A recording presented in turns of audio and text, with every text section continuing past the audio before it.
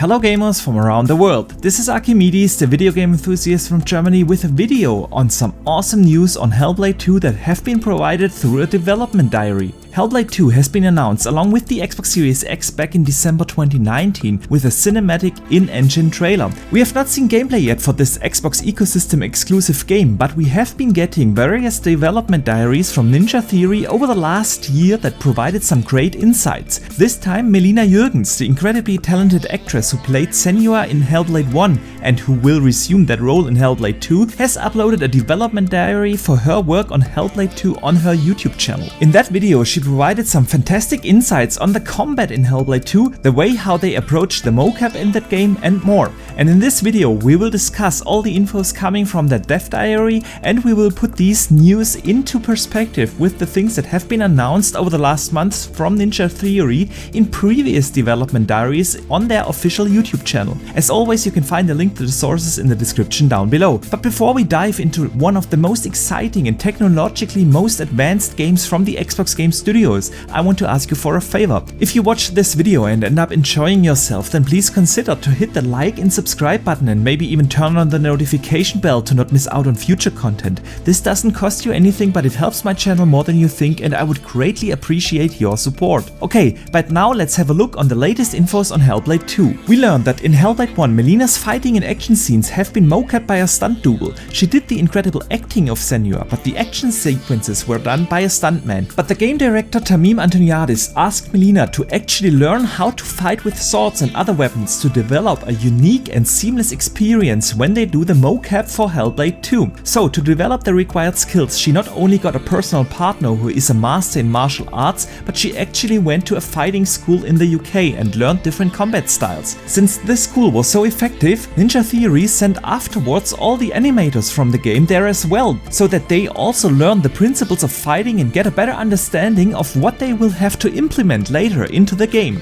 This just tells you how serious Ninja Theory takes the development of an incredibly immersive experience. We know that they are fully committed to bring a benchmark game with regards to graphics, sound and scope of the game. We learned about that in previous dev diaries, to which I get in a second, but they are also committed to bring benchmark motion captures and animations as well. Melina talked in her dev diary also about not stopping with the visit of a combat and martial arts school. She and the team wanted to go further. They wanted to learn which moves come naturally to her and her body language. Again, the team at Ninja Theory wants to make the experience as natural, as realistic and seamless as possible, and Senua's actress is dedicated to give Senua a unique and natural combat style. So she had to become fitter, and much respect to her for training really hard, which is not easy for her since she suffers from a medical condition that brings her pain and fatigue. So besides training really hard, they wanted to bring the fighting skills and movements to another level, and so they hired CC Smith, who was responsible for the combat scenes in Star Wars and Game of Thrones. I mean, arguably those movies and series had some of the best sword fighting scenes ever, and so I have no doubt that we can expect a unique and expressive combat style in Hellblade 2. It's obvious that Ninja Theory is aiming for something special. I mean, in the first game the combat already felt really good, the movement of Senua was expressive and the fighting felt heavy and impactful, and seeing how the team at Ninja, and especially Melina, trained and used the development slowdown due to the pandemic to learn how to actually fight without relying on stuntmans leaves me without a doubt that Hellblade 2 will deliver something incredible. And having CC Smith, the combat director of Star Wars and Game of Thrones, on board is just the icing on the cake. Cause we know that Ninja Theory are masters in motion capturing. Let us consider this: the first game was developed by a team of 20 people while they were still under the restrictions of being an independent and small studio. And of course that means that the first game was also developed with a relatively low budget. And now Ninja Theory belongs to Microsoft. They have all the funding and the resources and access to the technology of the team of 23 Xbox Game Studios. And yeah, Ninja Theory increased the staff, but not to the same degree than usual AAA development teams. Here's what Tamim Antoniadis, the game director, had to say on this. Our goal is to make an experience comparable to the epic myths and sagas of old.